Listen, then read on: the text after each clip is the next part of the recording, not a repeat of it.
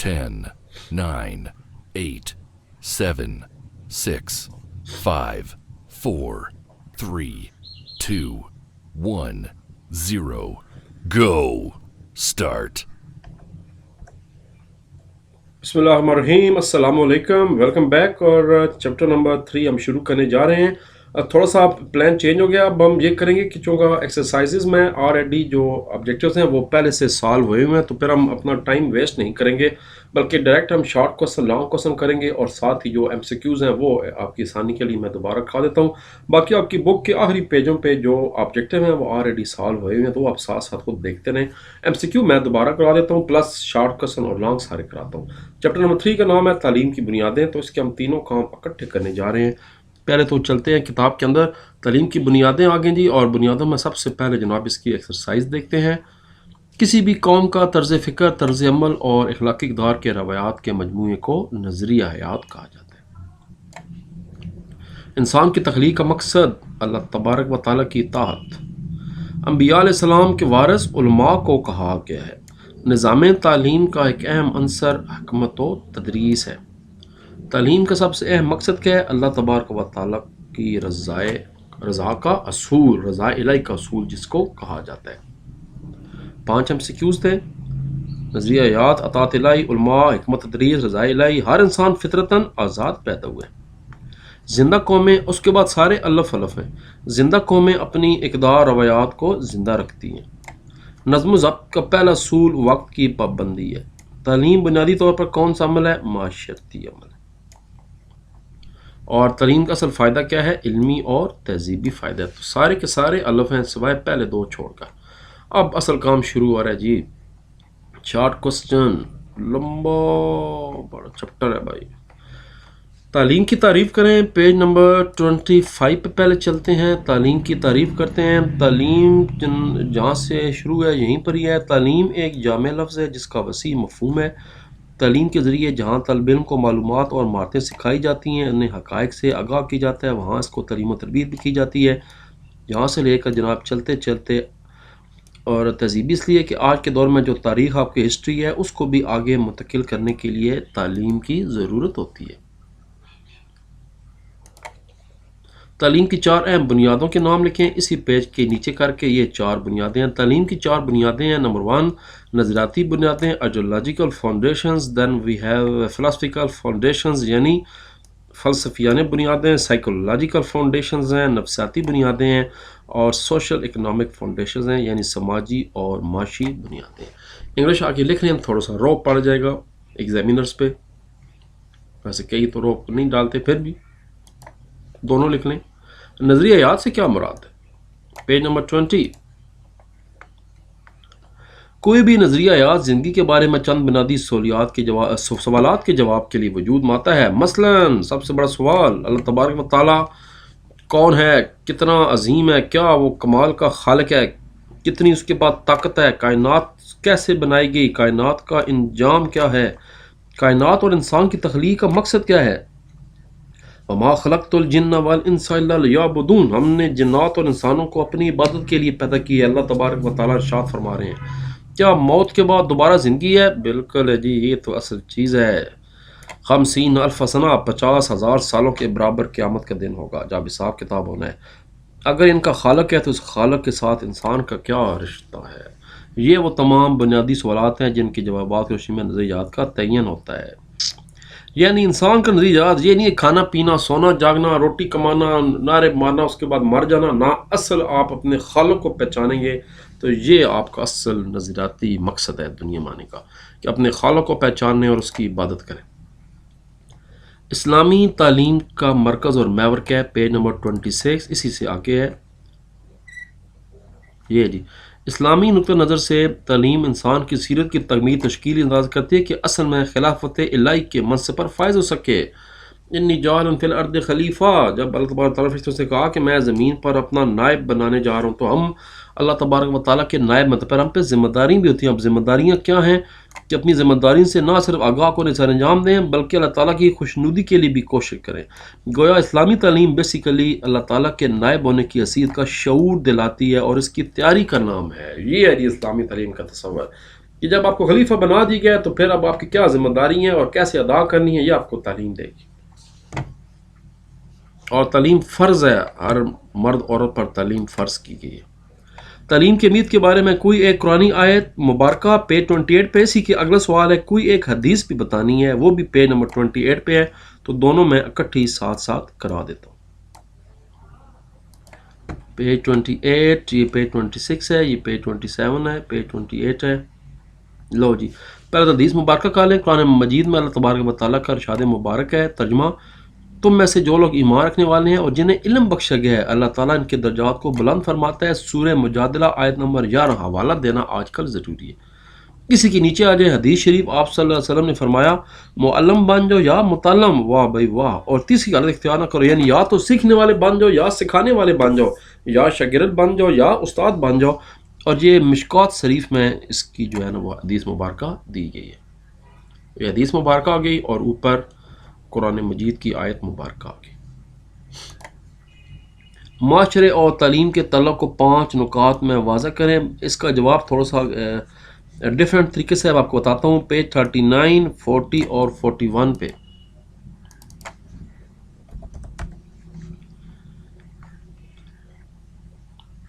یہاں سے یعنی سٹارٹ کریں. معاشرہ ایک معاشرتی مرکز کی حیثیت تکتا ہے جو طلباء کے لیے ایسے تجربات فراہم کرتا ہے جن سے گزر کر ان کی خدادات صلاحیتیں بیدار ہوتی ہیں، ان میں اجتماعی زندگی بسر کرنے کا شعور پیدا ہوتا ہے. یہ بات. اس کے بعد نیچے آ جائیں.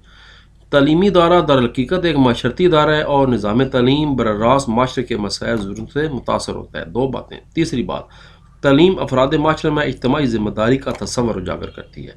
نظام تعلیم پورے معاشرے میں احساس پیدا کرتا ہے کہ معاشرہ اچھائیوں کو پھیلانے اور نیکیوں کو قائم کرنے والا اور برائیوں کو روکنے والا ہے. یہی ہمیں قرآن پاک میں حکم بھی دیا گیا ہے، عمل بالمعروف و نہی عن المنکر. 2 پوائنٹ اور 5 پوائنٹ پوچھے گئے. پیج 41 پہ آ جائیں. تعلیم معاشرے کے دائمی قدروں کی حفاظت کے ساتھ آئندہ نسل میں منتقل کی جاتی ہے. تعلیم معاشرتی اقدار وغیرہ وغیرہ وغیرہ نئی نسل تک منتقل کرتی ہے. جناب 5 پوائنٹ کہ تعلیم اور معاشرے کا، سوسائٹی کا آپس میں کیا تعلق ہے. Page number 39، 40 and 41. آخری شارٹ کوسچن ہے تعلیم کا معاشی مقصد کیا ہے. پیج نمبر 41 پہ ہی ہے. لو جی، تعلیم کا معاشی بنیادیں آ گئیں. کسی بھی معاشرے کی ترقی اور خوشحالی کا دار و مدار اس کے معاشی وسائل استعمال پر ہے. یعنی جو لوگ جتنے امیر ہوں گے ان کا فائدہ معاشرے کو بھی ہونا ہے. دولت کا ارتکاز نہیں تو بلکہ دولت سرکولیٹ ہوتی ہے، تو پھر یہ سارا تعلیم کی وجہ سے ہوتا ہے. تو جب لوگوں کے اندر تعلیم آئے گی، اس سے وہ کاروبار کریں گے، استعمال کریں گے، ذہن پیسہ آئے گا تو معاشرہ خوشحال ہوگا.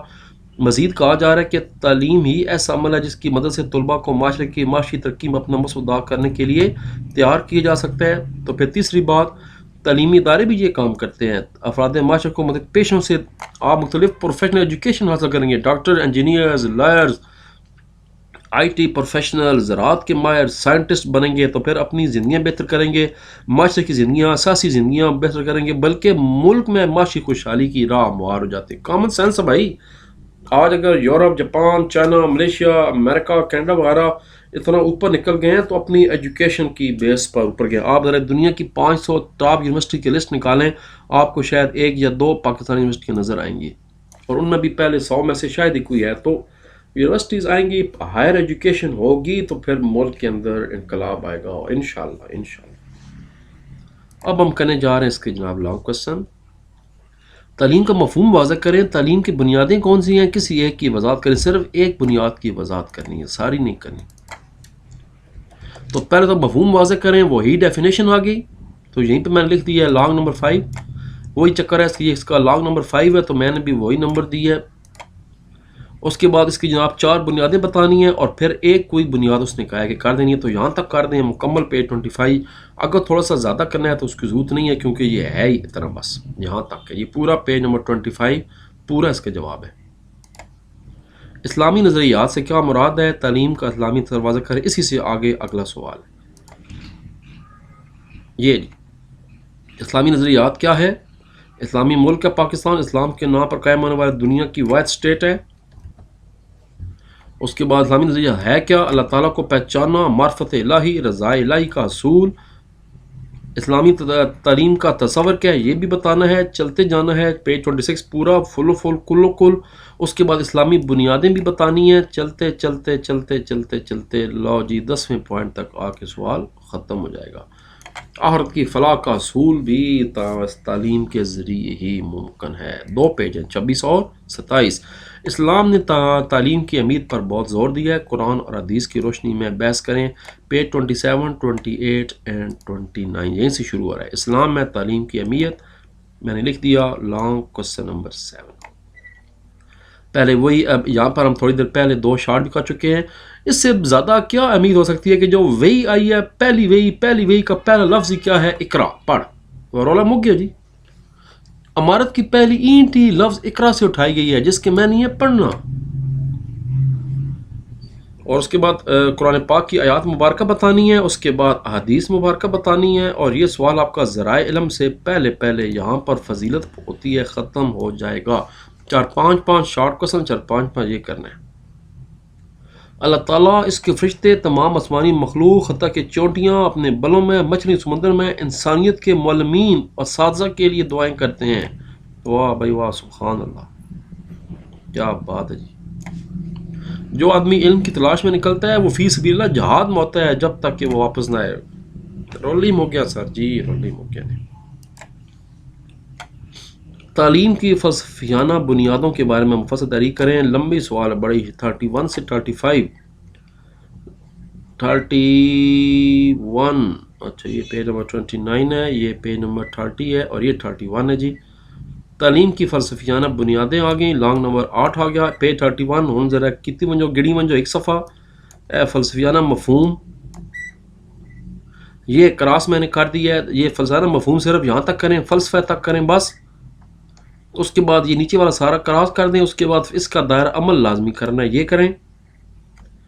یہ جناب آپ نے صرف آتا ہے تک کرنا ہے.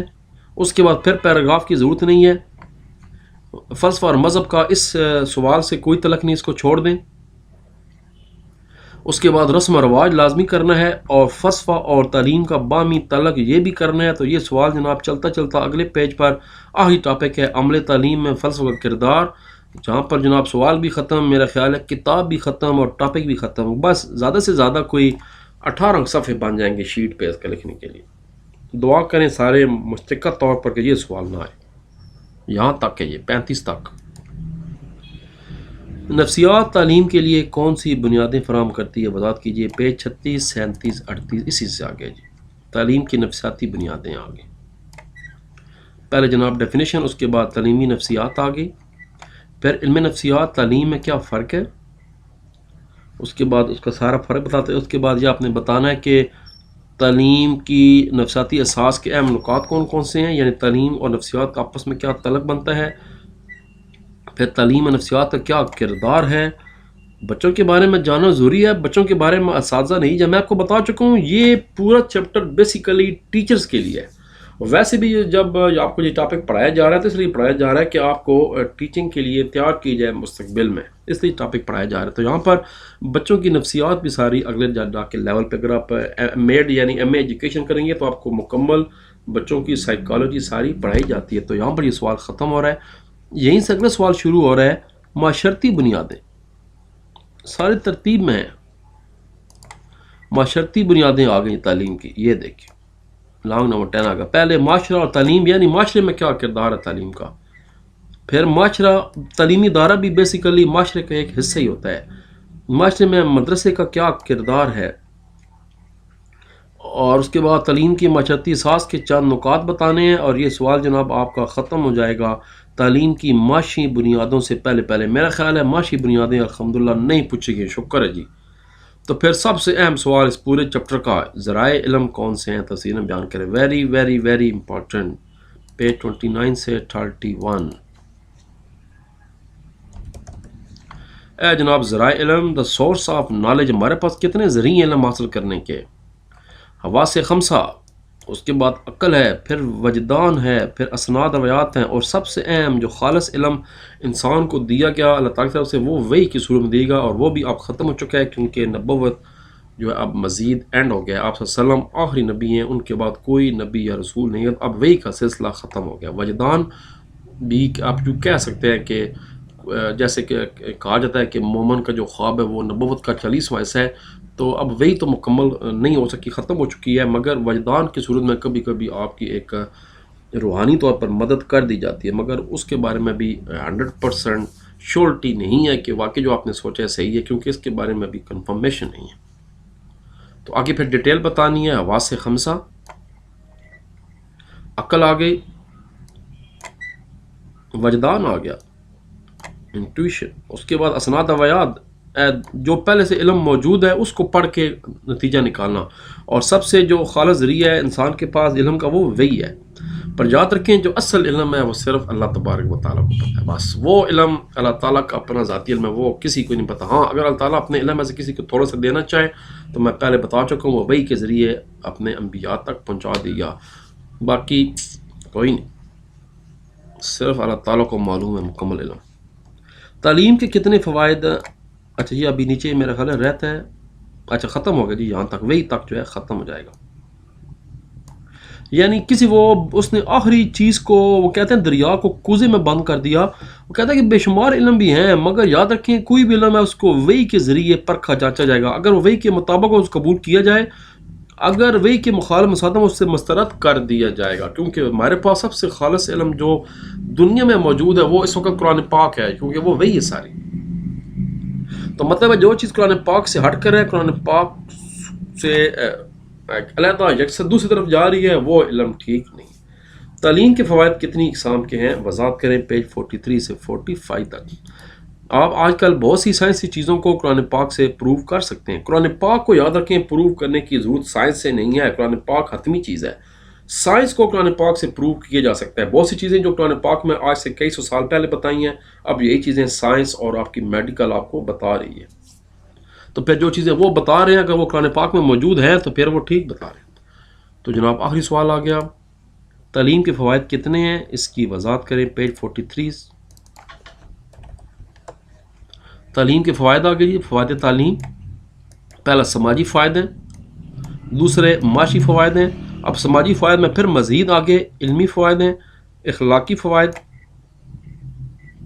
سیاسی فوائد ہیں، اب اس کے بعد نمبر 2 آ گیا معاشی فوائد، پڑھ لکھ کر علم حاصل کرتے ہیں، اپنا رزق کماتے ہیں، اس میں پہلا روزگار مل جاتا ہے جو میں پہلے بتا چکا ہوں، بہتر معیار زندگی آپ کو تعلیم سے ملتی ہے، قومی ترقی ہوتی ہے، معاشی خوشحالی نصیب ہوتی ہے۔ یہاں تک چیپٹر بھی ختم کلو ختم۔ تو پھر جناب اس کے بعد چیپٹر نمبر 4 کی باری ہے، اپنا خیال رکھیے، اللہ حافظ، نماز پڑھتے رہیے، نماز فرض، خود بھی پڑھیں، گھر والوں کو بھی پڑھائیں، دوستوں کو بھی پڑھائیں، سب کو پڑھائیں۔ اللہ حافظ، ایمان اللہ، پاکستان زندہ باد۔